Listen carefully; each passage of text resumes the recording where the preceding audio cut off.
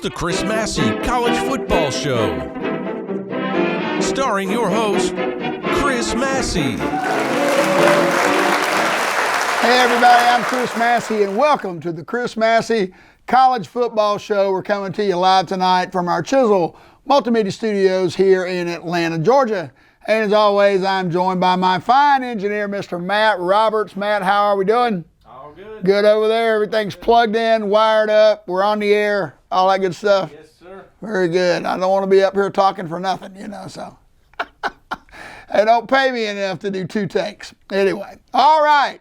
Well, the month of October has come and gone now, and we are 2/3 of the way through the college football season. And what a great month of October we had. Lots of great games in all the 5 power conferences. I'm telling you what, Alabama went down to Texas A&M. The University of Georgia, the Georgia Bulldogs, have been the #1 team in the land now for about 3 weeks. And it's all setting up for an exciting November as we get ready for the stretch run to the college football playoff and, of course, the bowl season, which will begin in December. So tonight on the show, we're going to be talking about a lot of different things. We're going to take a look at not only the AP Top 10, but the ESPN College Football Playoff Ranking Top 10 and see how they compare. We're going to talk about the Heisman. There's a new front runner for the Heisman Trophy race right now. And we're also going to be talking about some coaches that are on the hot seat. We've had one that is now on the hot seat that wasn't on there previously, and one coach, he's not on the hot seat anymore. He's on the ejection seat. All right, later on, we're going to talk about the NIL and how it affects recruiting. A lot of good stuff tonight, so stick around. We'll be right back. On 3rd and goal. Marino up over the top. Did he break the plane? Yes. Georgia, touchdown. And here comes the entire team. Watch this for excessive celebration. We may have 15 hankies in the air on this one. I can't believe this. This was planned. This was absolutely planned. Mark Richt decided that he is going to try to fire his team up. He's tired of Florida having the psychological advantage. He's willing to give up the penalty. Look at that. That was a planned move. Well, they are reviewing the play to what see if it's reversed? And did he break the plane? The answer is yes. Would that be something? Get a 15-yard penalty, get it reversed, they'd be back on a 15-yard line. I think they were happy. Look at right here in the middle, you're going to see number 75, Velasco, is going to get the taunting penalty when he dances. No, it's actually it is 77. Yes, right there. There's the taunting. I think Mark Richt was happy with 1 penalty. I don't think he expected 2. They're going to kick off from the 7.5-yard line. And look what Urban Meyer said. Let's go. These guys want to take us on. They're calling us out. Let's see if we can answer. All right, we're back. You were just watching a clip from the 2007 Georgia-Florida game when Georgia scored their first touchdown that day, and the whole team ran out on the field and celebrated. I was at that game, and I remember sitting in the upper deck going, what in the world is going on? What in the hell are they doing? And it was one of the better moves that Mark Richt made when he was at the University of Georgia. Florida had been pounding us for a number of years, and whatever happened, it screwed the Gators up and Urban Meyer a little bit on that Saturday afternoon. And Georgia went on to win the game big, but it was short-lived. The following year, Urban got his revenge. Florida pounded Georgia, I think something like 49-3, with him even calling timeouts at the end of the game just so we would have to look at the scoreboard a little bit longer. That Urban Meyer, what can I tell you? What a guy. All right, so we're going to be looking tonight. We not only have the AP Top 10, but we're also going to be looking at the ESPN College Football Playoff Rankings as well. Matt, let's get those up on the screen to see what we got here. Okay, now as you can see, right off the bat, these polls are different. We got the AP poll on the right and the college football playoff rankings on the left. So in the AP poll, we got Georgia 1, Cincinnati 2, Alabama 3, Oklahoma, Michigan State, Ohio State, Oregon, Notre Dame, Michigan, and Wake Forest. Now, the AP poll, for all intents and purposes right now, really doesn't come into play again until the end of the year. Right now, it's going to be about nothing but the college football playoff rankings, and that's what we're going to be talking about here tonight and for until the end of the season. The college football playoff rankings has Georgia at number 1. They got Alabama in the number 2 spot. Michigan State moves from 5 to number 3. Oregon moves from 7 to 4. Ohio State from 6 to 5. Cincinnati drops from number 2 to number 6. Michigan number 7. Oklahoma number 8. Wake Forest number 9. And Notre Dame number 10. So as of right now, Georgia, Alabama, Michigan State, and Oregon all control their own destiny. Okay, if Georgia wins out and of course wins the SEC championship game, they are going to go into the college football playoff as the number 1 ranked team. If Georgia loses the SEC championship to whoever that might be, Alabama, Auburn, or Texas A&M, it is my belief that Georgia will still get into the college football playoff. They have been the most dominant team in college football this year, and a 12-1 record would certainly get them in. Alabama has to win out. They have to win the rest of their games, and they have to beat Georgia in the SEC championship game. A 2-loss Alabama team is not going to get in there, and beware of the Iron Bowl down at Jordan-Hare Stadium. This is a place that has not been kind to Nick Saban and the Alabama Crimson Tide, and Alabama certainly could win that game. Michigan State, they've got a tough road. They have got to beat Purdue, then they have got to beat Ohio State, and then they have got to beat Penn State. And even though Penn State is 5-3, the Nittany Lions have proved that they can play with anybody. But if Michigan State wins out, they'll go to the Big Ten Championship and play a lesser opponent from the other division. I believe right now the team in first place in the other division is Minnesota, and I believe that Michigan State would put a whooping on them, that is for sure. Oregon has the easiest road to the college football playoff. They do not have a ranked team left to play. Not in the regular season or in the Pac-12 championship will they face a ranked team.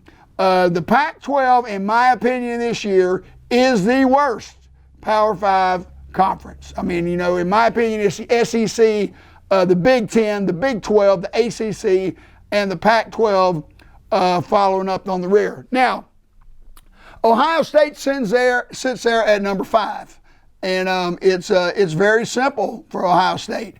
You got to beat Michigan State, and you've got to beat Michigan. And if you do that, you will be playing in the Big Ten Championship, and your chances of getting in the college football playoff are really good. Cincinnati, on the other hand, you know, and I've been against Cincinnati being in the top 10 all year just because of their schedule. You know, they've only played 2 Power 5 teams. They did beat them both, but they're going to need a lot to happen. You know, they're going to need Alabama to lose. Alabama would have 2 losses.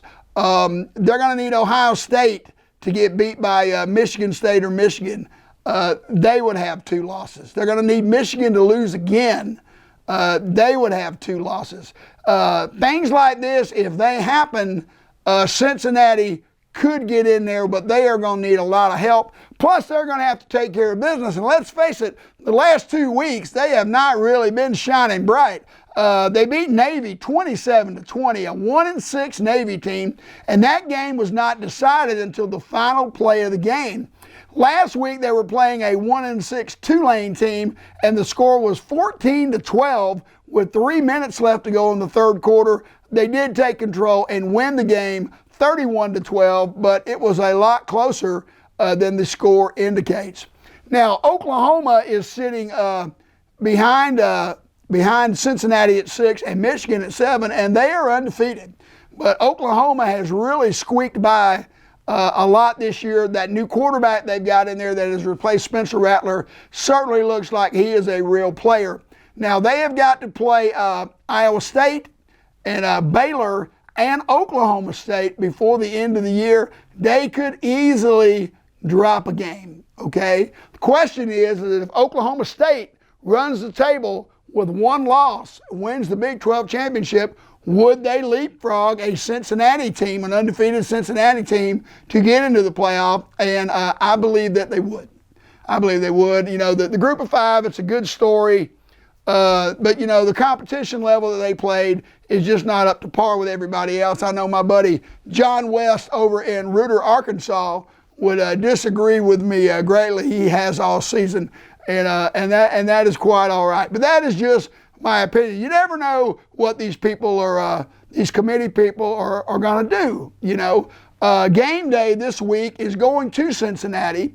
And Cincinnati is playing a 3-5 Tulsa team, and the people in College Station at Texas A&M are jumping up and down, and I don't blame them. Texas A&M is 6-2, playing Auburn this 6-2. It's one of the biggest games of the weekend, and game day is going to see Cincinnati play stinking Tulsa, for crying out loud. So Cincinnati will get a little more pub this week than they normally do. They do have a game coming up with SMU. SMU has one loss, and that was to Houston.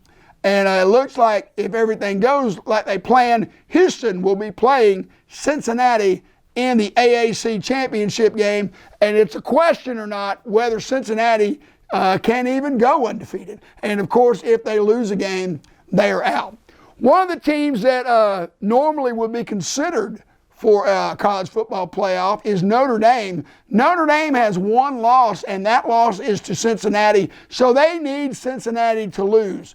But once again, Notre Dame not playing in a conference championship game is going to hurt them greatly. I mean, you know, these conference championship games can really boost your rankings, and Notre Dame's not playing in one. You know, Notre Dame is still an independent because they want to keep all their TV money. They don't want to share it. They don't want to share any of their bowl money. They still think they're better than everybody else, even though they have not won a national championship since 1988. And the two times that they have been in the college football playoff, they have got their butt waxed. Not counting that debacle when they played Alabama during the BCS era, and Alabama beat them like a redheaded stepchild.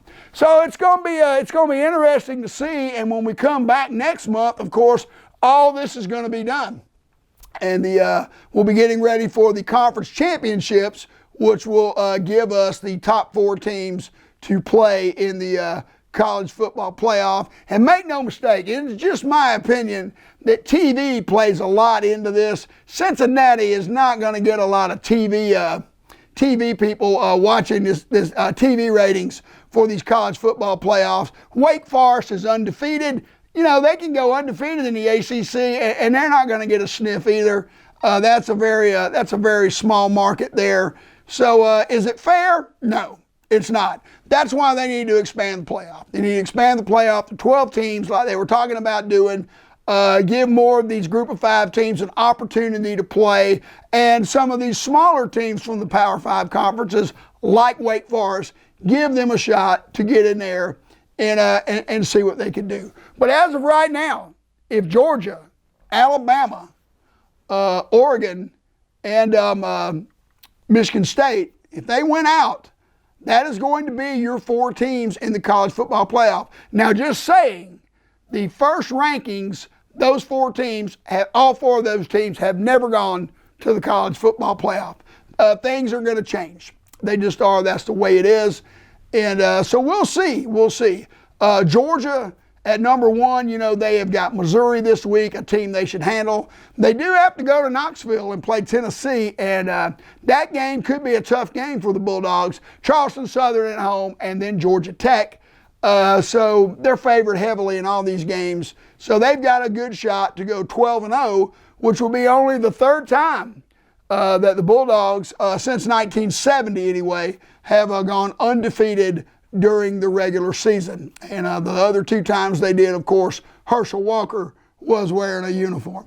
Okay, when we come back, we're going to take a look at coaches on the hot seat and the Heisman race. We'll be right back. 4th and 5, the national championship on the line right here. He's going for the corner. He's got it.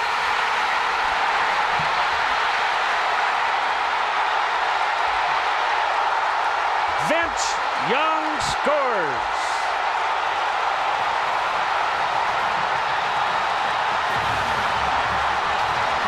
All the dreams, all the hopes for the national championship come down to this play. Young from the shotgun, back to throw. Vince looks, under pressure. He'll tuck it in and run. Vince to the 5. Young, touchdown Texas. Touchdown Vince Young. He's done it again. Vince Young has given the Longhorns the lead with 19 seconds to play in the game. This is an incredible individual effort for Vince Young. How about this play? Trying to get a receiver open in the end zone. Gets pressure, feels it, sees the corner of the end zone, and how about another walk-in touchdown for Vince Young? All right, you were watching the national championship game. I believe that is from the year 2006 in the Rose Bowl. Vince Young and the Texas Longhorns were going up against Matt Leinart and Reggie Bush, the University of Southern California Trojans, considered to be one of the greatest national championship games of all time. I remember watching it. It was very, very entertaining. It went down to the wire there. Pete Carroll, now the head coach of the Seattle Seahawks, was running the ship at USC, and Mac Brown, who is now at the University of North Carolina, was running the show at Texas. Will Muschamp was the defensive coordinator for that Texas Longhorn team that won the national championship. Of course, Will went on to coach at the University of Florida and at the University of Southern California. Currently, Will Muschamp is a consultant on Kirby Smart's staff at the University of Georgia. And this has not been talked about a lot, but you know, you got Kirby Smart there, who was the defensive coordinator for a couple of national championship teams at Alabama. Will Muschamp, a defensive coordinator at the University of Texas that won one. So you got these two great defensive coaches and those great players. No wonder Georgia's defense is only giving up 5 points a game. You get great players and great coaching, and you're going to get great results. All right, now, the Heisman race, okay? At the beginning of the year, it was full of quarterbacks. You had DJ at Clemson, Bryce Young at Alabama, Sam Howell at North Carolina, JT Daniels at Georgia was even mentioned, and of course later Matt Corral from the University of Mississippi had got into the race. But you know, most of those guys have fell out of favor with the Heisman voters, you know, based on what they haven't done this year. So right now, I would say that Bryce Young and Matt Corral still have a shot at the Heisman Trophy. But the front runner, without a doubt, is Kenneth Brooks, running back at Michigan State. This guy scored 5 touchdowns against the University of Michigan in the big win, and he is going to have more opportunities to shine with games against Ohio State and Penn State, maybe the Big Ten championship. So he is your front runner right now, and it's good to see a running back up there instead of a quarterback. And of course, you know, this could change week to week. Matt Corral does not really have any big games left on the schedule. When they got beat by Auburn last week, that kind of knocked out any hope that they have got to get to the SEC championship game. But of course, Bryce Young is still in the running. But you know, Alabama's going to have to beat Auburn down there at Jordan-Hare, and that is going to be easier said than done. So we will be keeping an eye on that. All right, at the beginning of the year, we were talking about coaches on the hot seat. You know, and of course, we talked about Clay Helton at the University of Southern California. Dude didn't even make it 2 weeks. Didn't even make it 2 weeks, and they cut him loose out there. And I do want to congratulate him, though, because I hear Georgia Southern, a Sun Belt team, has offered him his position as head coach. That's right, from the University of Southern California to Georgia Southern. He must really be feeling good about that, with all due respect to Georgia Southern, okay? But the Sun Belt Conference, one of the weaker conferences. But hey, you know, you gotta take what you can get. A guy that was not on the hot seat at the beginning of the year, well, it was a little bit warm, was Ed Orgeron at the University of LSU. Now, you know, Ed is a prime example of what can happen when you have a great quarterback, some really good receivers, and an NFL caliber offensive coordinator. You can win a national championship, and he was able to do that. What happens when the quarterback and those receivers and that offensive coordinator go somewhere else? I tell you what happens. You get fired. That's what happened. Ask Gene Chizik over at Auburn. Ask him what happened after Cam Newton left and went to the pros. 2 8-5 seasons, and boom, he's out of there. He's a commentator on the SEC network now, for crying out loud. So they went ahead and told Ed he was going to leave. They're letting him stay to the end of the season. So you got to wonder, how much effort Ed is putting into the team, how much the players are, how they're going to respond. It's really a bum rap for college football players that get recruited to a school and then the coach gets let go. But unlike in many other years, players do now have the option of the transfer portal. A coach that definitely wasn't on the hot seat when the season started, but is now, is Dan Mullen at the University of Florida. Florida has lost 4 straight conference games. They have lost to Kentucky, they've lost to Alabama, they've lost to LSU, and Georgia put a whooping on them this Saturday with a 34-7 win.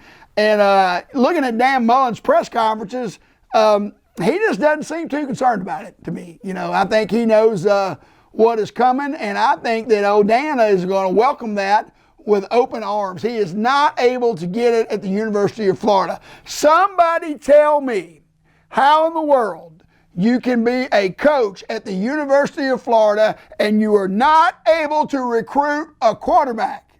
How is that possible? Georgia has got 4 quarterbacks on their roster that would all start at the University of Florida, including Carson Beck, who's from Jacksonville, Florida, a 4-star recruit, who is Georgia's 3rd-string quarterback, by the way. He was up for Player of the Year, High School Player of the Year in the state of Florida. And how come he wasn't able to get this guy? He's got 2 quarterbacks there now. That the only teams other than Florida they can start for are probably Vanderbilt in the Southeastern Conference. I just don't get it. If I was a Florida fan, I would be hopping mad at what has happened this year. They made it to the SEC championship game last year, and they're getting buried. I think Kentucky's in 2nd place in the East, then Tennessee, and then Florida. A couple more losses, and they're going to slide down below South Carolina.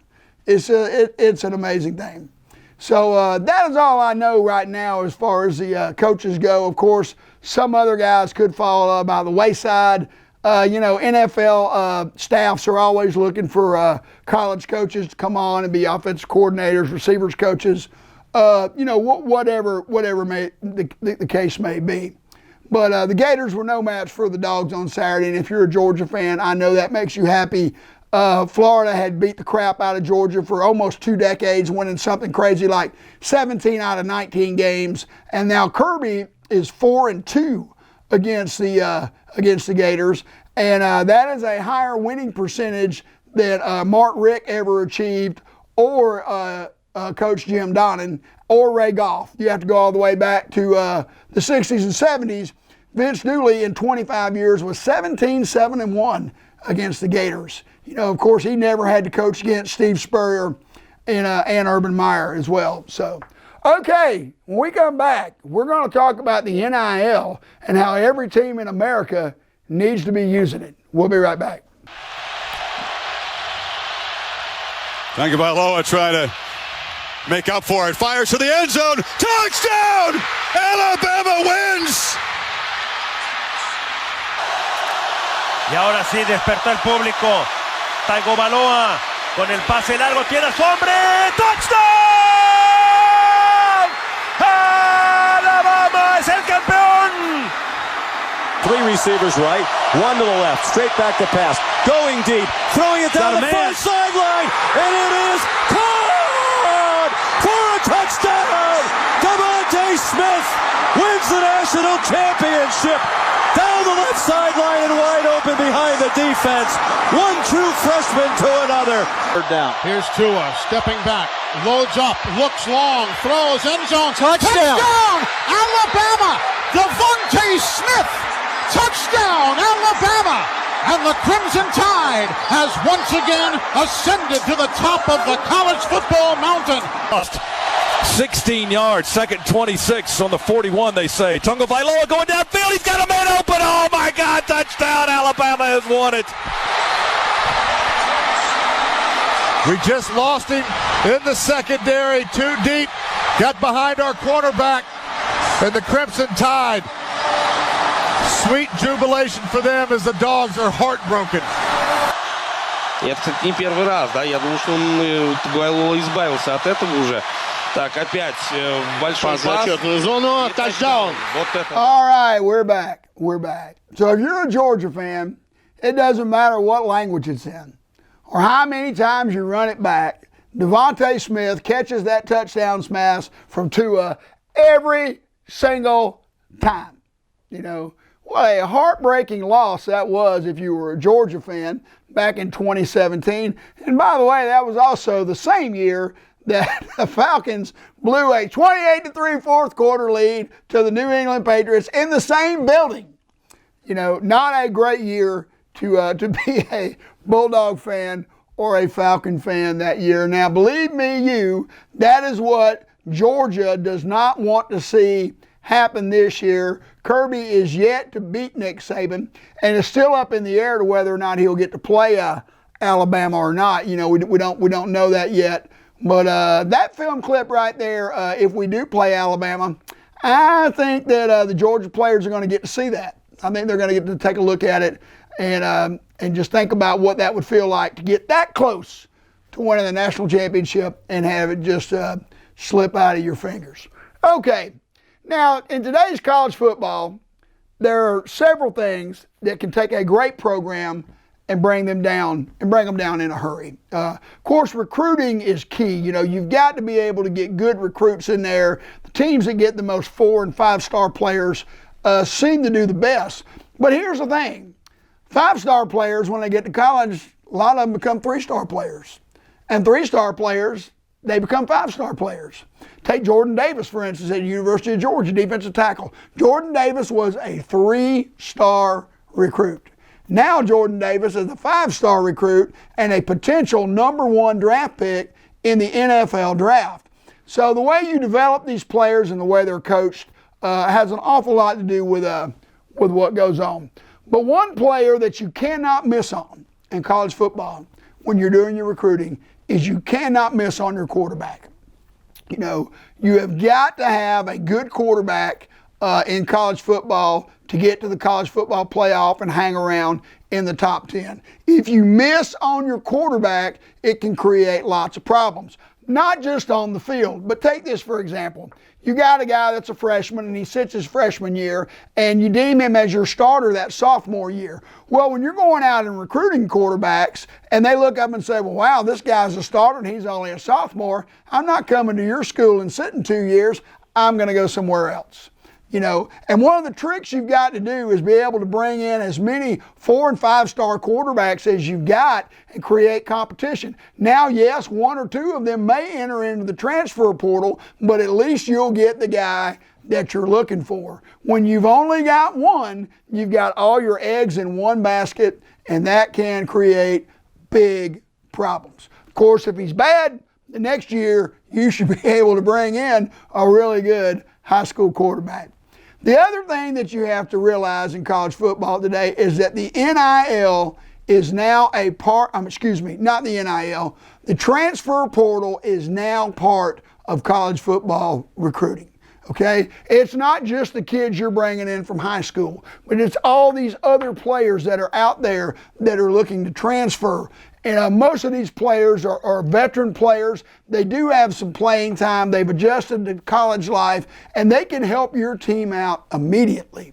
You know, if you lose a guy in the college football transfer portal, let's say he's a junior, and he leaves, you know, you can't replace him with a freshman coming in the next recruiting class. I don't care how good that freshman is, you're going to take a step backwards. And if you lose enough players and don't bring in transfers, you're going to find yourself in big trouble. You know, in college football today, it's not about 11 guys on defense and 11 guys on offense. It's about 17 or 18 guys on offense and 17 or 18 guys on defense. You know, you've got to have depth. Injuries happen. Players get tired. Not to mention that having all that depth helps you in the following season when you have players leaving going to the NFL. Now, all the things that I have just mentioned that can make a great program to become a pretty good program have all happened to the Clemson Tigers. Every single one of them. Dabo Swinney and his staff, they missed on DJU at quarterback. Okay? He may have been a 5-star recruit, but he's playing like a 3-star recruit. Is it the kid's fault? All his fault? I don't know. Their offense last week scored over 20 points for the first time in a college football game this year against an FBS opponent, and it didn't happen until the fourth quarter. That is a major concern. Clemson's defense, still a great defense, and ranked in the top 10 in scoring defense, has allowed them to hang around in every game they played, even though their offense continues to sputter and has trouble scoring 3 touchdowns in a game. Dabo has lost 20 players to the transfer portal and has not brought in one player. Not one. You can't lose scholarship players and give scholarships to walk-ons, or count on a freshman class coming in to fill the holes that these guys have left. And that is what's happened over there. I mean, it's plain and simple. I mean, everybody around you is using transfers. Kentucky's having one of their best seasons ever. When they came to Georgia, their quarterback had transferred from Penn State. They had 2 running backs from Nebraska. This is what you have to do to keep your program up and running. And I believe after this year, you're going to see the Clemson Tigers get into the transfer portal. I mean, they don't have a choice. They don't have a choice now, So the transfer portal is big. You've got good players on great teams that are having to sit, that are looking to go to smaller schools to get the opportunity to play. Because here's a myth that you need to realize about high school football college recruits. College football recruits, their main goal for going to college is not to win a national championship. It's just not. If it was, every player would go to Alabama. Every single one of them. They've won the most college national championships in the last 10 years. High school players' number one goal is to get to the NFL. That's what it's about. It's about getting to the NFL and making the big money, and wherever it is they can play to show off their talents to get to the NFL is where they're going to go. You ask an NFL player right now that's making $16 million a year that didn't win a national championship in college, and then ask the guy making $5 million that's got 2 national championships, ask that guy making $16 million if he'd trade places with that guy because he's got 2 national championships. It ain't going to happen. If anything, the guy with the national championships is going to want to trade places with him, because at the end of the day, it's about getting to the pros for these kids. Now, unfortunately, the vast, vast majority, I mean, we're talking single digits of a percent of players in the 130 FBS schools in America make it to the NFL. They just don't. But that's what they're striving for. And they want to go. So if you got a team that's got a pipeline to the NFL, getting a lot of players there, whether you're competing for the national championship or not, you're still going to be able to get some of these players to come in. So the last third of the season is upon us. 4 games left for most of the schools out there, and then it'll be time for the conference championships. It's a very, very exciting time. I'm going to end tonight's show on this note. Congratulations to the Atlanta Braves for winning the 2021 World Series. I am a big Braves fan. I watched all year long, and it's just surreal when a team in Atlanta wins a world championship, because let's face it, it doesn't happen often. It was 26 years ago when they won the World Series in 1995. I was 33 years old. And if it takes 26 years to win another one, well, I'll be 87. And I guess I really won't care by that time. But at least I have got to see them win twice. I'm telling you, watching college football on Saturday and watching the Braves play in the World Series on Saturday night for an Atlanta sports fan, that's about as good as it gets. All right, we'll see you in a month. Good night.